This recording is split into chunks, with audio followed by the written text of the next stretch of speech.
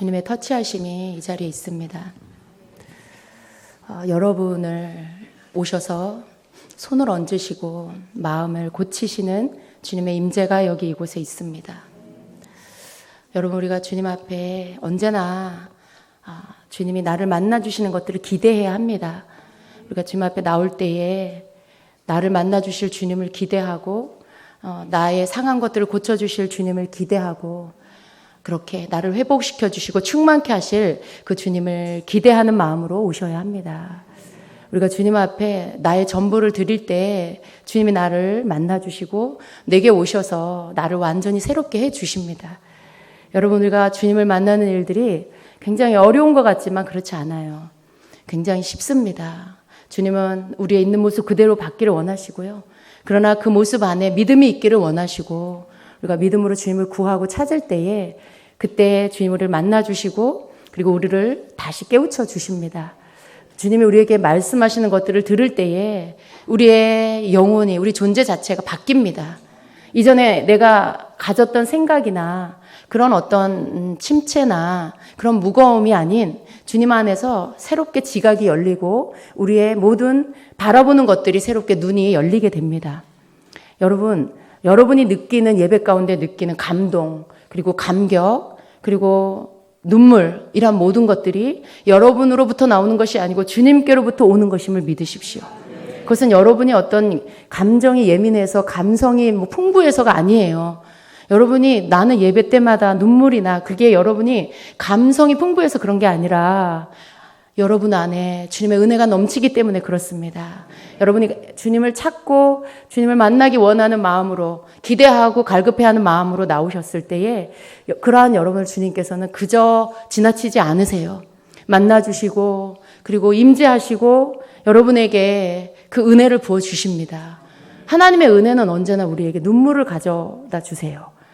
은혜의 비가 내리면 마치 우리가 이 세상에 비가 내릴 때 우리가 비를 맞으면 젖잖아 이렇게. 그런 것처럼 우리가 은혜의 단비를 맞으면 눈물이 비처럼 내립니다. 그래서 우리가 주님 앞에서 우는 것은 참 귀한 거예요. 우리가 주님 앞에서 예배 안에 기도 가운데 그런 홀로 주님과 시간 속에 눈물로 주님 앞에 내가 울 수 있다는 것, 그것은 여러분 굉장히 귀한 것입니다. 은혜가 없으면 눈물도 없어요. 여러분, 주님의 임재가 없으면 눈물은 없습니다.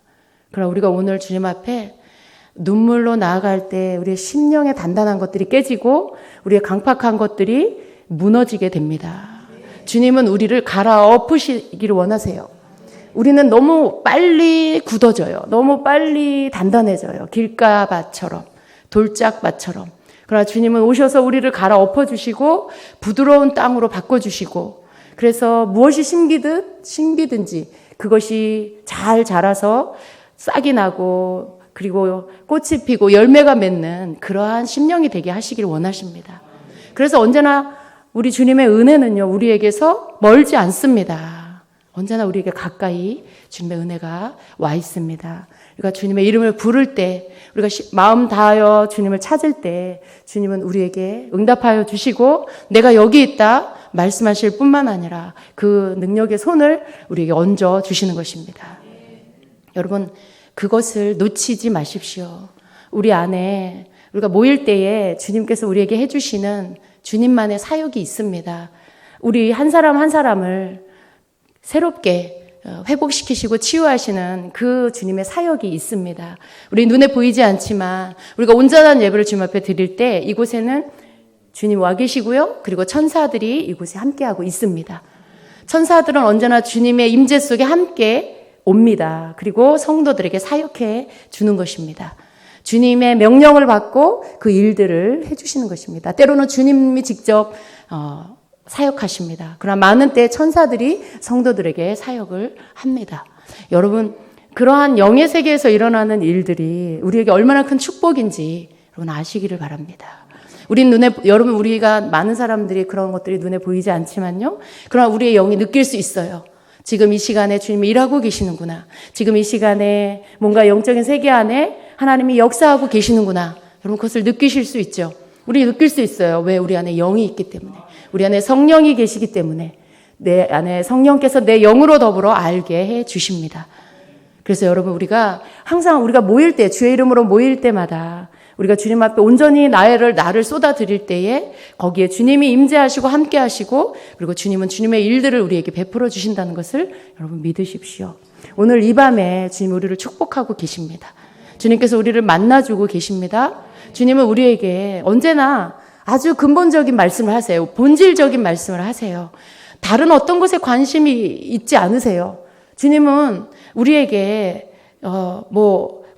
우리가 관심 갖고 있는 그런 여러분의 삶에 되어져야 할 일이나 여러분이 사랑하는 어떤 사람에 대한 이야기나 또 여러분이 해결해야 할 집안의 문제, 직장의 문제, 어떤 그런 일보다도 주님의 관심은 여러분에게 있어요. 주님의 관심은요, 여러분에 대한 어떤 것이 아니고 바로 여러분 자신, 여러분을 향해서 주님의 관심은 있습니다. 그래서 주님은 나를 찾으시고, 주님은 내 마음을 원하시고, 내 중심 안에 주님 앞에 나를 드리기를 원하시고, 언제나 그걸 원하세요. 나에 대한 어떤 것들, 내가 하는 어떤 행동, 그런 것은 두 번째, 세 번째. 나에 관한 것을 아시기를 원하는 것, 그 다음. 나를 받으신 후에, 나와 주님과 만나진 후에, 그때 그런 것들을 들으시기를 원하시는 것이죠. 그래서 언제나 여러분, 우리는 내가 나에 관한 어떤 것을 주님 앞에 아뢰기 전에, 나에 관해서 무언가를 하나님 앞에 아뢰고 간구하기 전에 나를 먼저 드려야 돼요. 나를 주님께 드려야 돼요. 여러분, 우리는 많은 때의 기도를 내가 원하는 것을 구하는 것이 기도라고 생각해요. 그래서 우리는 주님 앞에 나와서 예배를 할 때 첫 번째로 하는 게 뭐예요? 하나님 이거 해주세요. 저거 해주세요. 이거 이루어주세요. 저거 이루어주세요. 라고 해요. 그건 우리 주님 앞에 어떤 거냐면 여러분 자신이 아니고 여러분에 관한 것들이에요. 이거 이루어지고 저거 이루어지고 이거 해결돼야 되고 저거 해결돼야 되는 것은 여러분 자신이 아닌 여러분에 대한, 여러분에 관한 어떤 것들이에요. 그러나 주님이 여러분에게 받기를 원하시는 것은 그러한 것들이 아니라 여러분 자신이에요. 주님, 제가 여기 있습니다. 내가 주님을 사랑합니다. 내가 주님을 원합니다. 주님은 나의 주님이십니다. 주님은 나의 왕이십니다. 주님은 나의 전부이십니다. 주님은 나의 생명이십니다. 내가 주님 없이 살 수 없습니다. 나는 주님의 것입니다. 주님은 나의 주님입니다. 여러분, 이것은 다른 어떤 게 섞여 있지 않아요. 나와 주님, 그것 외에 다른 어떤 것도 그 안에는 없는 거예요. 주님은 그걸 원하세요. 다른 거, 나는 지금 너를 원해. 너에 관한 어떤 것들을 내가 들으려는 게 아니야. 지금 이 시간에는 나는 너를 원해. 너를 내가 받기를 원해. 내가 너에게 누구인지 네가 고백하길 원해.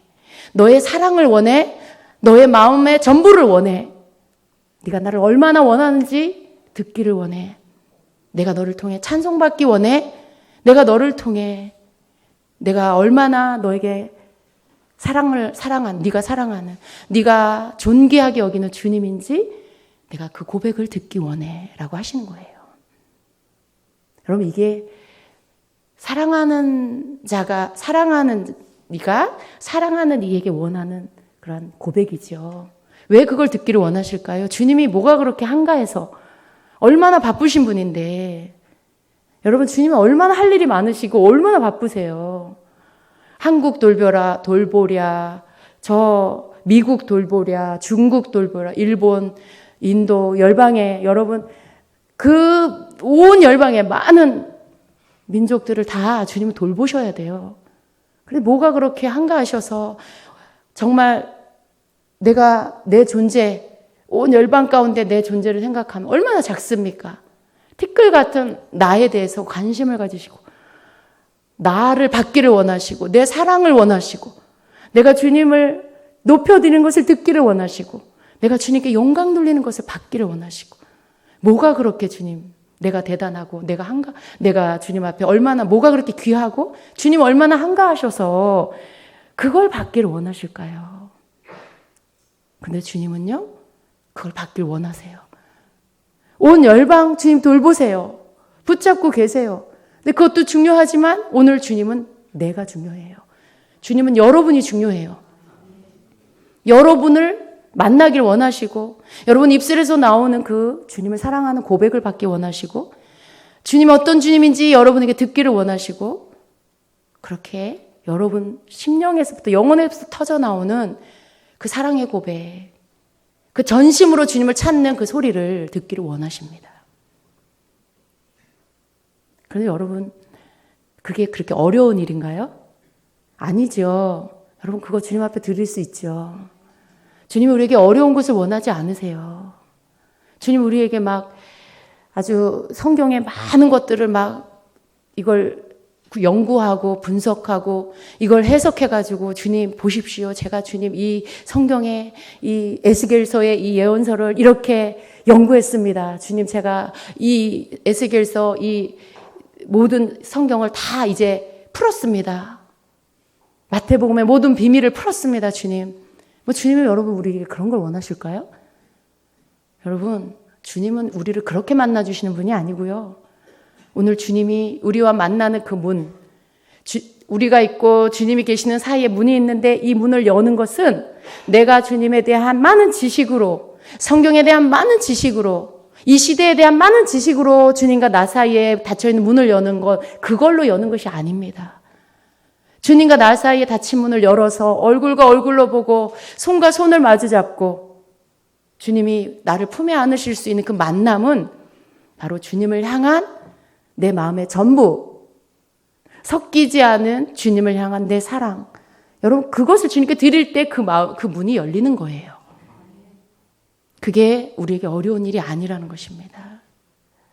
우리가 드리는 겸손한 주님을 향한 사랑의 고백, 믿음의 고백. 우리가 드리는 주님 앞에 드리는 그 내 전부라고 주님 앞에 고백하고 주님 아니면 내가 아무것도 아니라는 것을 깨닫고 고백하는 거.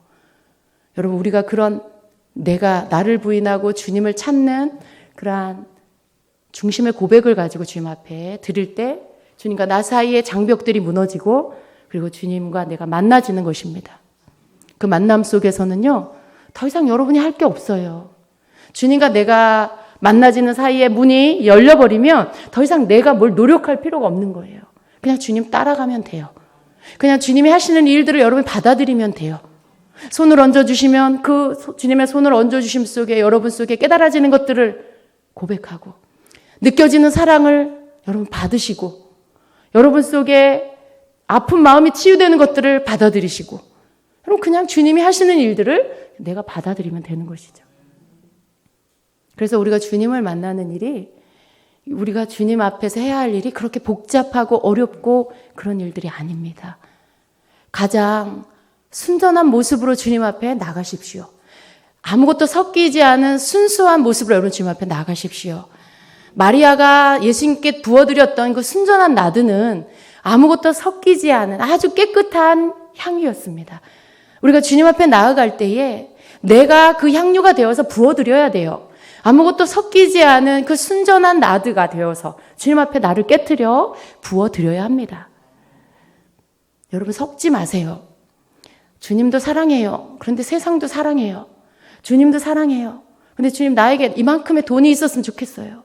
주님도 사랑해요, 주님. 그래 나한테 그럴듯한 직장도 있었으면 좋겠어요.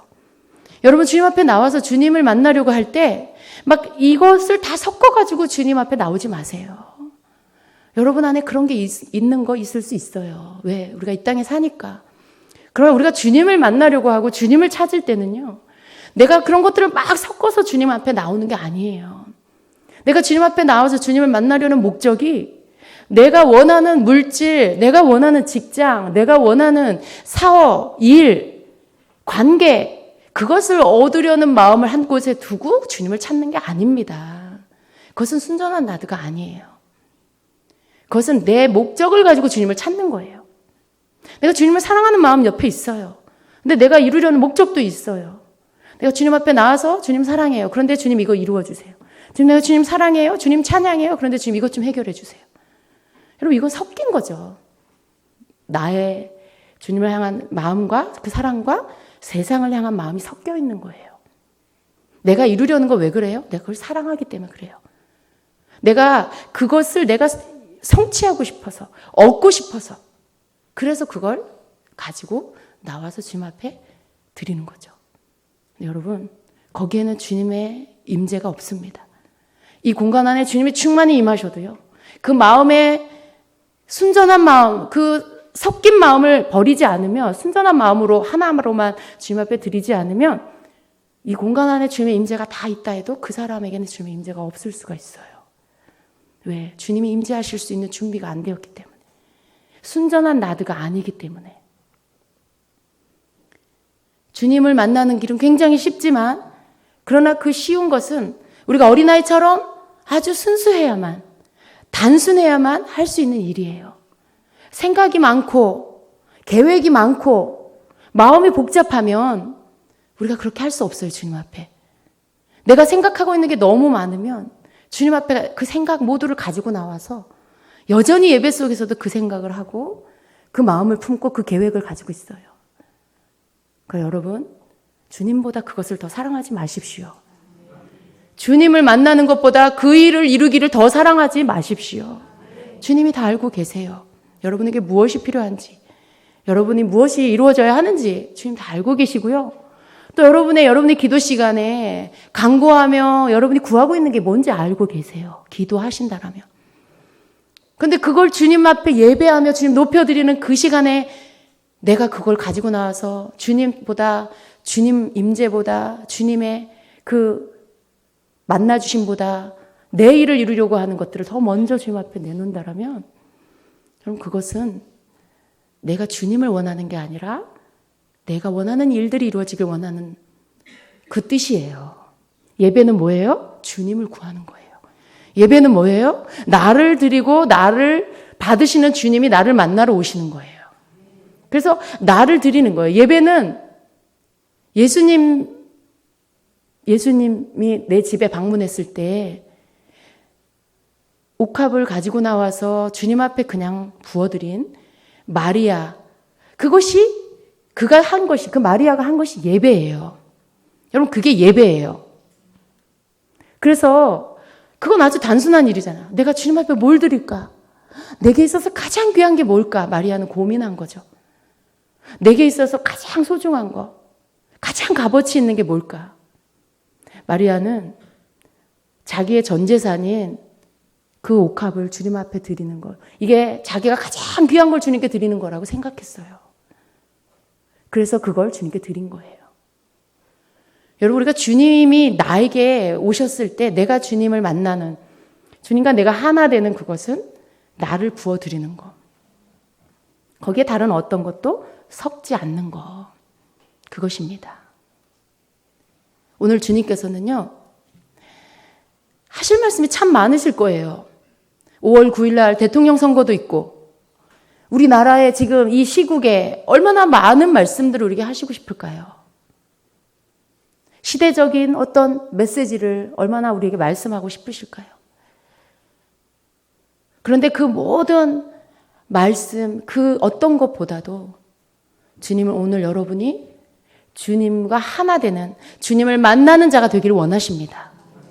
여러분, 우리가 주님과 나 사이에 문이 닫혀 있지 않고 열려 있으면은요, 이 시대를 향해서 말씀하시고 이 시국을 향해서 말씀하시는 주님의 메시지를 얼마든지 들을 수 있어요, 여러분. 성령은 여러분에게 그 메시지를 듣게 하십니다. 여러분이 있어야 자리에 있게 하십니다. 그러나 그보다, 그 모든 것들보다 더 중요한 거, 그리고 내가 그 모든 것들보다 더 앞에 두어야 할 것은 바로 나와 주님과의 관계에 문이 닫히지 않게 하는 것이고요. 그리고 주님 앞에 내가 전심으로 나와서 그분을 만나는 것입니다. 오늘 제가 준비한 여러분과 함께 나누려는 말씀은요, 사실은 마태복음 24장에 마지막 때에 일어날 징조들에 대한 말씀을 가지고 함께 나누려고 했어요. 주님께서 우리에게 주시는 그 때에 대한 그 말씀. 제가 이 말씀을 왜 준비하는지 이걸 나눌까 말까 했어요. 그런데 제가 이것을 이렇게 나누는 그런 어떤 그 이유가 여러분이 안다고 해서 그렇게 특별한 일은 아닐 것 같아요. 예. 이 마지막 때에 어떤 뜨거운 마음을 가진 자들이 있습니다. 마지막 때를 준비하고 깨워서 정말 주님의 다시 오심을 준비하고 싶어하는 이들이 있어요. 우리 가운데도 있어요. 그런데 제가 어제도 어떤 분하고 같이 통화를 하면서 제가 통화를 끝내고 나서 마음이 너무 아프고 힘들었어요. 계속 제 영 안에서 기도가 나오는 거예요. 그리고 자고 새벽녘에 깼는데 제 속에서 성령께서 저를 깨우시고 기도를 중보를 시키시는 거예요. 주님의 다시 오심을 준비하는 일에 우리가 주님을 사랑하고 때를 준비해야 하는 그러한 것들, 우리 이 시대를 살고 있는 우리에게 주님을 뜨겁게 사랑한다면 일어날 수 있어요. 그러나 그 마음이 너무 도를 넘어서 주님께서 선을 그어 놓으신 그 선을 넘어서까지 나갈 때 우리의 눈이 어두워질 수가 있습니다. 우리의 눈이 전체를 볼 수 있는 통찰력의 눈이 아닌 하나만 보는 그러한 하나밖에 못 보는 그러한 눈을 가질 수가 있어요. 그건 굉장한 위험입니다. 그런 일들이 있을 때 그때 여러분 그것을 이렇게 알게 됐을 때 저는 굉장히 그 부분들이 마음이 힘들었고 저는 그래서 주님께 그냥 올려드렸어요. 근데 새벽에 성령께서 저를 깨우시고 잠을 자다가 제가 막 힘들어서 깼어요. 마음이 너무 힘들어서 깼는데 제가 저를 이렇게 들으니까 제 영이 뭐라고 기도하냐면 그분을 위해서 계속 중보를 하고 있는 거예요. 계속 그분을 위해서 중보를 하고 기도를 계속 제가 하면서 제 영이 막 우는 거예요. 근데 그게 성령이 제 안에서 우신다라는 걸 제가 알았어요. 그래서 깨서 일어나서 거실에 나가서 계속 기도하고 가슴이 너무 막 뭐라고 표현을 할 수가 없어요. 이게 아픈 건지 이게 막 찢어지는 건지 이게 막 뜨거운 건지 뭔지 막 제 가슴 안에서 막 그런 통증을 느꼈어요. 그런 기도를 하고 그리고 주님 앞에 올려드렸을 때 주님이 저한테 다시 이렇게 저에게 깨닫게 하시는 것은 성도들이 이렇게 받게 되는 이 시대적인 이때에 성도들이 받게 되는 어떠한 그러한 어떻게 보면 유혹이에요. 좋은 뜻으로 시작하고 좋은 뜻으로 알게 되지만 그것이 조절되지 않고 절제되지 않으면 그 선을 넘어가고요. 그리고 거기에는 미혹이 있을 수가 있다는 것입니다. 그건 정말 순간이라는 것이죠. 근데 제 마음에 이러한 부분에 대해서 늘 이렇게 더 말해야 되고 더 전해야 되고 더 짚어줘야 되겠다라는 그런 마음이 들었어요. 마태복음 24장을 오늘 다시 묵상하면서 정말 예수님은 너무나 자세하게 그때 마지막 때 주님 오실 때에 일어날 일들에 대해서 가르쳐주고 계시는구나. 다 알고 있었고 엔타임 시간에도 들었고 다른 때에도 또 많이 묵상했던 말씀이지만 다시 한번 마태복음 24장을 보면서 주님께서 마지막 때 일어날 징조들 또 마지막 때 일어날 어떤 일들 그리고 예수님이 다시 오실 때 어떤 일들이 일어날 것인지 그리고 마지막에 가서 뭐예요? 그날과 그 때를 그 시를 아무도 모르게 하셨다. 천사들도 아들도 모르게 하셨다. 아버지의 권한이다라고 하시는 거죠. 그 말씀으로 선을 넘지 못하도록 딱 선을 거주셨어요. 예수님께서 직접. 얼마나 많은 궁금증이 생기겠어요. 지금 우리가 이 시대 그 주님의 재림이 가까이 온 이때에도 그때 무슨 일이 있을까 너무나 궁금하고 알고자 하고 연구하고 그것을 계시록을 연구하는 일들이 많아요. 근데 이때 당시에 예수님이 직접 그때에 일어날 일들에 대해서 징조들에 대해서 사건들에 대해서 어떤 일들이 있을 거라고 예수님 직접 말씀해 주셨어요. 그러면 그것을 듣는 제자들은 얼마나 더 많은 질문이 하고 싶었고 얼마나 더 많은 것들이 궁금했을까요? 가장 궁금했던 것은 뭘까요? 예수님, 그때가 언제입니까? 예수님, 그때가 몇 날, 몇 월, 며칠입니까? 그게 제일 궁금했을 거예요. 예수님이 안 계신 지금 이때에도 많은 사람들은 몇 날, 며칠, 몇 년, 몇 월, 며칠 그걸 너무나 궁금해해요. 그래서 많은 사람들은요. 열심히 특심으로 주님을 찾고 그렇게 다시 오실 주님을 준비하고 맞이할 준비를 하고 깨어있고 그러면서 막 어떻게 해요? 예언과 환상과 계시들을 다 열어놓고 그 가운데서 나타나지는 것들을 분별 없이 다 받아들이다가 어떻게 돼요? 굉장히 주님을 사랑해서 시작했는데, 특심으로 열심으로 시작했는데 중간 이후부터 어떻게 됩니까? 이제 뭔가 말씀을 벗어나서 예수님이 선을 그어놓은 그 선을 넘어서 계시를 받기 시작해요. 그리고 그 계시를 자신의 뜻으로 풀기 시작해요. 여러분, 그러면 예수님이 분명히 말씀해 주신 이 말씀은 뭡니까? 우리가 이 말씀을 이렇게 함부로 무시해도 되는 건가요? 그렇지 않아요. 우리는 이것을, 예수님이 말씀해 놓으신 이 말씀을 그냥 받아들이고 주님이 하시는 일들, 말씀해 주신 것들, 그날에 어떤 징조가 있을 것이고 그 예수님 재림 때 어떤 일들이 있을 것이고를 말씀해 주신 것들을 우리가 알고, 그리고 그 때를 분별하는 것들을, 주님이 말씀해 주신 것들을 가지고 분별해야 합니다. 말씀하시지 않은 것을 몇 년, 몇 월, 며칠일 거다라고 그걸 굳이 알려고 주님이 봉해 놓은 것들을 내가 열어서 그것을 가지고 혼란을 가져오는 거, 이건 하나님의 뜻이 아니에요.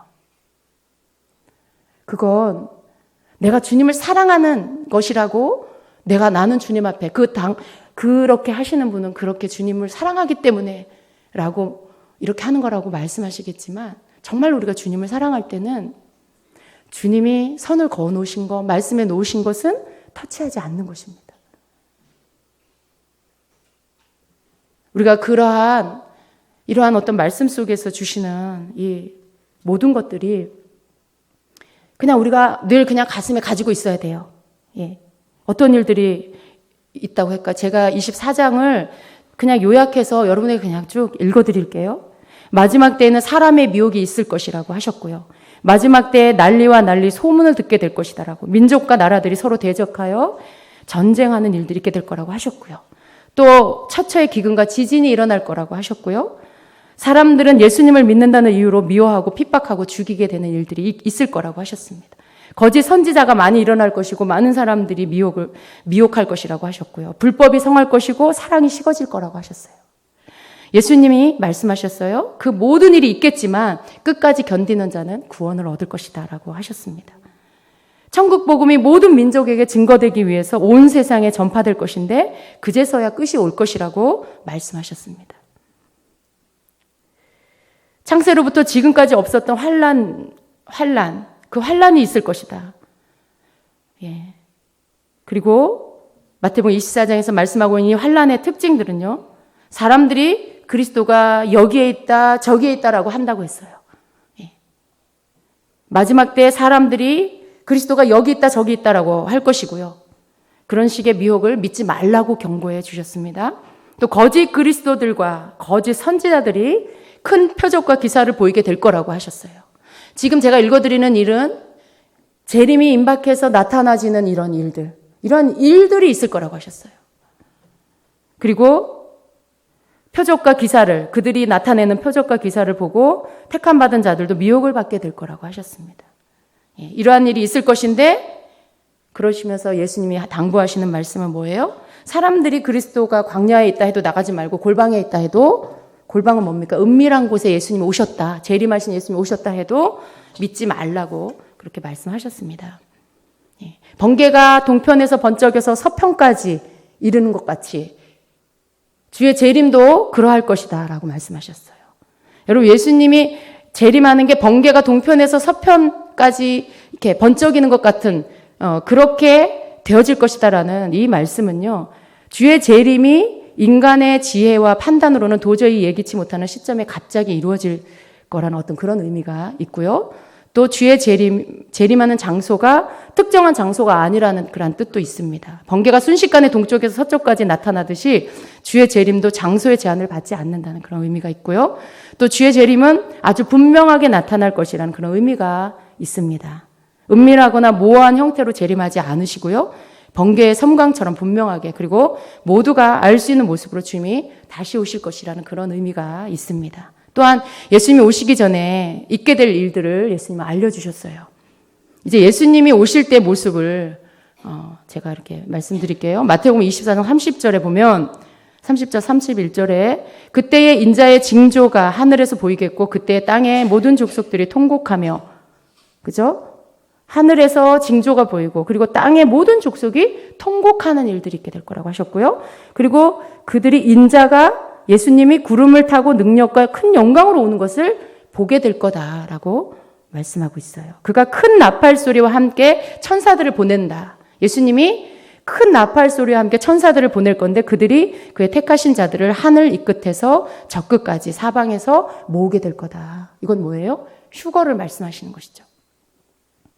예수님이 구름과 함께 오실 때 큰 나팔 소리와 함께 천사들을 보내셔서 성도들을 모으는데, 이 모은다는 것은 다른 성경에 보면 이 휴거를 말하는데, 이것을 고린도서 15장 51절에는 이렇게 말씀하죠. 보라, 내가 너희에게 비밀을 말하노니 우리가 다 잠잘 것이 아니요 마지막 나팔에 순식간에 홀연히 다 변화하리니. 우리가 우리의 이런 육신을 입은 이러한 몸이 아닌 변화체로 바뀌어지고 그리고 순식간에 홀연히 하늘로 끌림을 받게 될 거다라는 말씀입니다.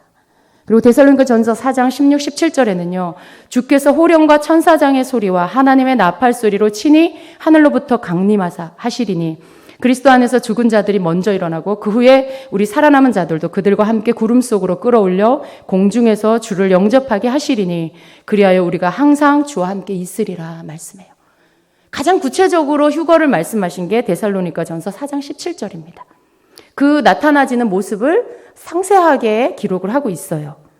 구름 속으로 우리가 끌려 올려가고요. 공중에서 주를 영접하게 될 거라는 거죠. 그리고 우리가 항상 이제 주님과 함께 있게 될 거라는 것입니다. 이게 휴거예요. 근데 여러분, 이러한 모든 예수님의 이러한 일들, 휴거, 예수님이 공중 강림, 이 땅에 오실 때 그 이전에 일어날 일들, 그리고 그 예수님이 오실 때 나타나질 휴거, 이 부분에 대해서 상세하게 말씀을 하고 있어요. 그러면서 주님이 이러한 말씀들을 이렇게 우리에게 쭉 주시면서 그리고 그 뒤에 말씀, 지금 제가 말씀드린 이런 말씀을 쭉 해주시고 24장 36절에 가서 그러나 그날과 그때는 아무도 모르나니 하늘의 천사들도 아들도 모르고 오직 아버지만 아시느니라 라고 말씀을 해요. 여러분, 이 말씀은요 결론과 같은 말씀이에요. 마태복음 24장에 모든 마지막 때 일어날 일들에 대해서, 징조에 대해서 다 설명해 주시고요. 그리고 그날에 예수님이 재림하실 때, 공중강림하실 때 휴거가 있을 것에 대해서도 다 말씀하신 후에, 그리고 맨 마지막에 가서 그날과 그때는 아무도 모르니 하늘의 천사도 아들도 모르고 아버지만, 오직 아버지만 아신다라고 말씀해요. 여러분, 그때 당시 제자들이요, 이렇게 구체적으로 마지막 때 이런 일이 있을 거고 이런 일이 있을 거다, 이런 징조가 있을 거다, 하늘에서는 이런 일들이 있을 거다라고 다 설명해 주시는데 제자들이 안 물었겠어요, 예수님한테? 예수님, 그날이 언제입니까? 그때가 언제입니까? 베드로는 아마 그랬을 거예요. 예수님, 저한테만 알려주세요. 아무한테도 말하지 않을게요. 저한테만 가르쳐 주세요. 아마 그렇게 막 묻고 그날뿐만 아니라 계속 그 이후에도 알고 싶어 했을 거예요.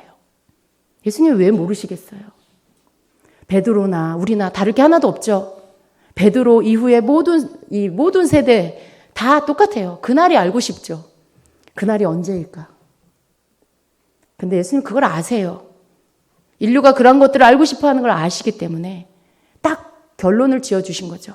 그러나 이 모든 징조, 이러한 이 휴거 때 이러한 일들, 하늘에서 이 영적인 세계 안에서 천사를 보낼 거고 큰 나팔 소리와 함께 천사들이 가고 사방에서, 하늘 끝에서 이 끝에서 저 끝까지 온 사방에서 성도들을 모을 것이다.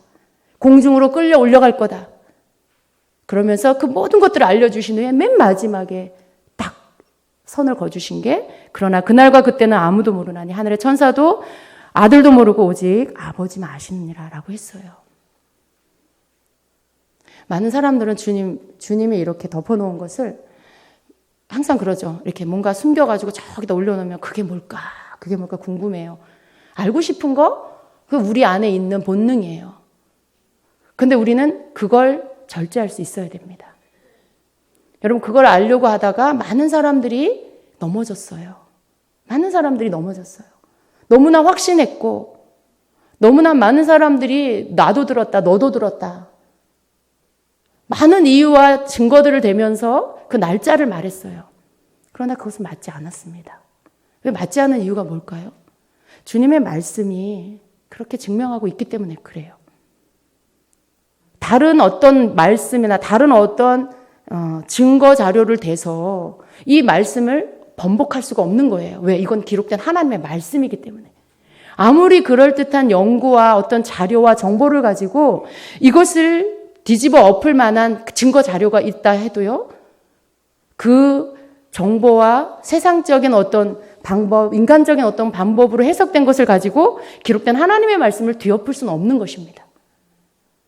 그걸 인정하는 게 성도의 겸손이에요. 만일 내가 이것을 뒤엎겠다고 하면 내가 하나님의 말씀을 풀겠다. 내가 하나님 이 말씀을 무효화시키고 다시 받은 계시의 말씀을 내가 여기다 놓겠다. 마태복음 24장 36절을 무효화시키고 내가 받은 계시를 거기다 놓겠다라는 뜻이죠. 그래서 우리는 굉장히 조심해야 합니다. 하나님을 사랑하는 마음, 다시 오실 주님을 맞이하려는 특심, 열심, 전 존중합니다. 인정해 드려요. 어떤 그러한 이런 어떤 이 선을 넘는 일들이 생기는 거 열심이 없고 사랑이 없으면 할 수 없는 일이에요.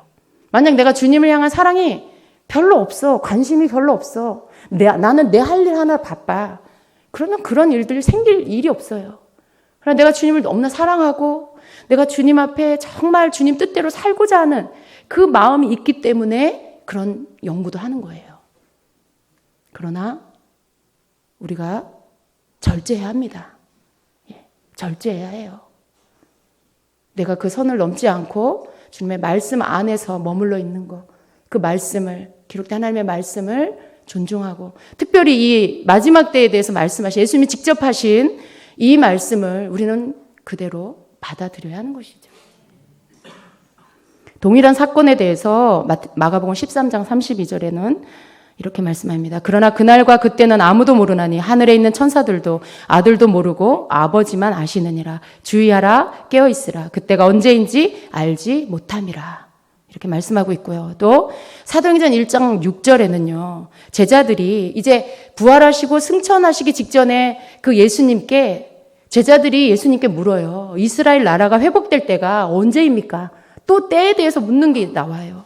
이스라엘 나라가 회복될 때가 언제입니까? 때를 묻죠. 그런데 그때도 예수님이 승천하시기 전에 말씀해 주십니다. 이르시되 때와 시기는 아버지께서 자기의 권한에 두셨으니 너희가 알 바 아니요 라고 말씀해요. 같은 맥락이에요, 여러분. 같은 맥락이에요. 심지어 베드로가 부활하신 예수님 만나서 사명을 다시 회복시켜 주셨죠. 예수님이 베드로의 사명을 회복시켜 주시고 요한에 대해서도 말씀해 주셨을 때 베드로가 예수님한테 그랬어요. 예수님, 요한은 언제까지 삽니까? 베드로한테 오라 그랬어요. 너는 이제 십자가에 거꾸로 그렇게 죽을 거다. 그러니까 어떤 미래에 대한 예언을 해주셨을 때 요한에 대해서 베드로 급한 성격에 예수님께 물어요. 예수님, 그러면 요한은 언제까지 살아요? 그러는 거죠. 항상 때가 궁금해요. 예수님, 요한은 어떻게 죽어요? 언제까지 살아요? 이러는 거죠. 그때도 예수님 비슷한 말씀 하셨어요. 내가 올 때까지 둔다 할지라도 너는 상관하지 마라. 너는 네 할 일 해라. 이 말씀인 거죠. 그건 뭐예요? 때를 알려고. 그런 거에 관심 갖지 마라. 그런 때를 아는 게 중요한 게 아니다. 너는 네 할 일을, 네 사명을 감당해라. 양을 치고, 양을 먹이고, 양을 치는 일들을 충성되이 해라. 이 말씀인 거죠. 마찬가지예요. 예수님이 승천하시기 직전에도 그 모든 때를 아버지 권한에 뒀다. 너희가 알 바 아니다라는 거죠. 우리가 이렇게 주님을 알 때요. 말씀에 같은 것들을 보면 주님의 뜻이 이거구나라는 것을 깨달아야 돼요. 주님은 때를 묻지 말라고 하시는구나. 알려고 하지 말라고 하시는구나. 다시 오실 주님 오실 가까이 오셨을 때, 그때가 가까이 왔을 때 어떤 징조들이 있을까요? 굉장히 자세하게 말씀해 주셨는데 그건 왜 그래요? 그건 우리가 알아야 하기 때문에. 만약에 때도 알아야 하면 우리에게 여기에 기록해서 가르쳐 주셨을 거예요. 그러나 끝까지 아니다라고 아주 분명하게 그렇게 말씀해 주고 계십니다. 우린 그걸 그냥 믿고, 그리고 오늘 주님이 나에게, 우리에게 하라고 하신 일을 열심히 하고, 성령 안에서 깨어서 기도하고, 성령 안에서 깨어서 말씀에 순종하고, 서로 끝까지 뜨겁게 사랑하면서 그렇게 주님을 섬기며 그렇게 다시 오실 주님을 우리는 기다려야 하는 것입니다. 여러분 중에 어느 누구도 흔들리지 않기를 원해요. 저는 모두를 다 사랑합니다. 우리 성도뿐만 아니라 하나님의 자녀된 모든 성도들이요.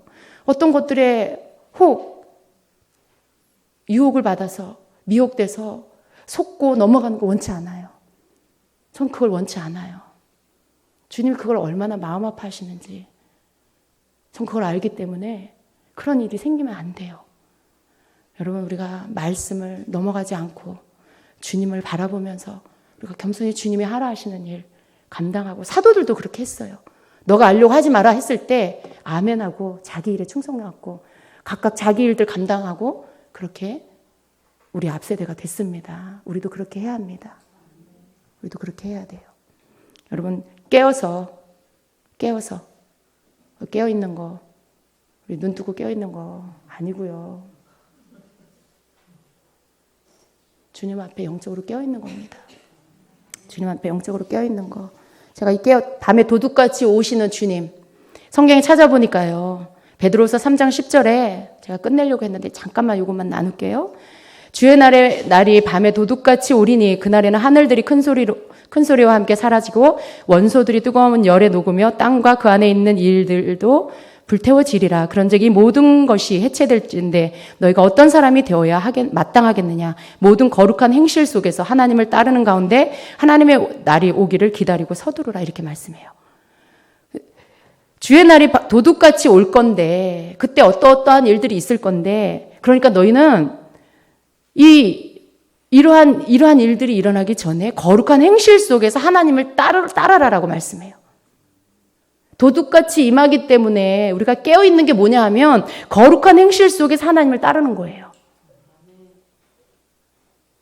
그리고 데살로니가전서 5장 2절 이하에도요, 주의 날이 밤에 도둑같이 이를 줄을 너희 자신이 완전히 아느니라. 제가 킹제임스 흠정용으로 번역했어요. 예, 여러분에 읽어드려요. 그들이 평안하다, 안전하다 하고 말할 그때에 아이벤 여자에게 해산의 고통이 임하는 것 같이 갑작스런 파멸이 그들에게 임하나니 그들이 피하지 못하리라.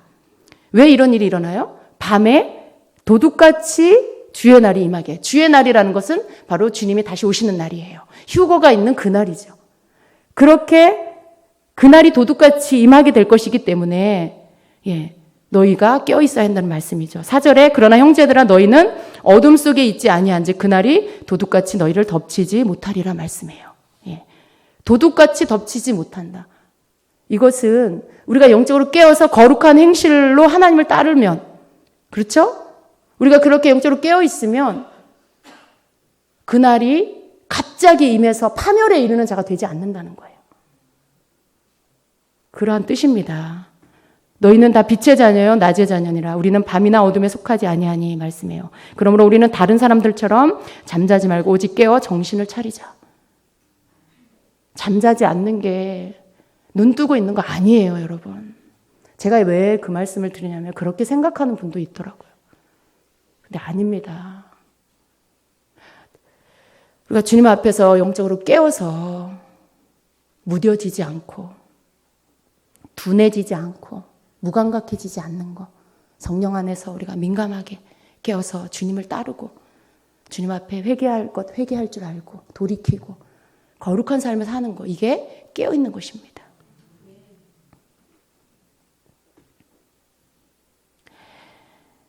그러므로 우리는 다른 사람들처럼 잠자지 말고 오직 깨어 정신을 차리자. 정신 차리는 거, 잠자지 않고 눈 뜨고 있는 게 정신 차리는 게 아니라 영적으로 깨어있는 게 정신을 차리는 것입니다.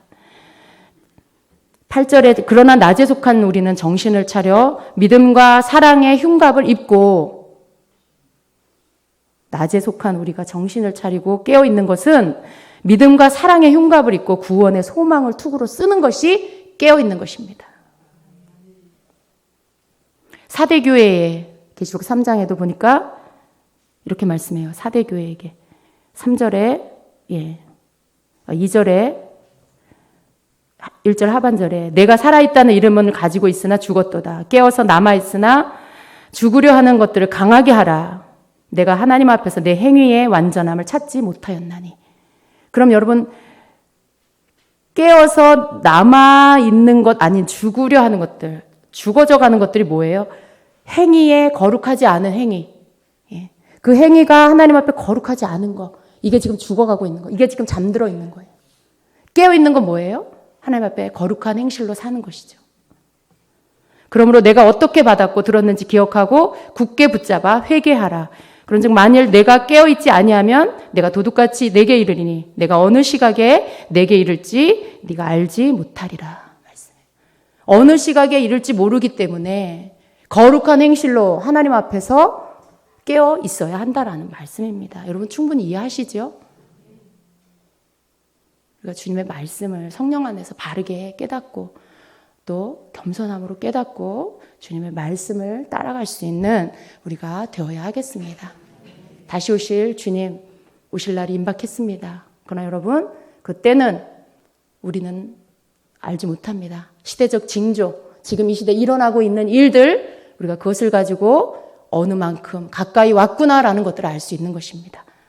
그러한 모든 일에 여러분 깨어 계시고요. 그리고 하나님 주시는 지혜 안에서 분별하면서 마지막 때의 그 미혹에 우리가 넘어가지 않도록 하나님 말씀으로 무장된 우리 모두 또 말씀처럼 거룩한 행실로 주님을 기다리는 우리 모두가 되어야 되겠습니다. 아멘. 기도하겠습니다.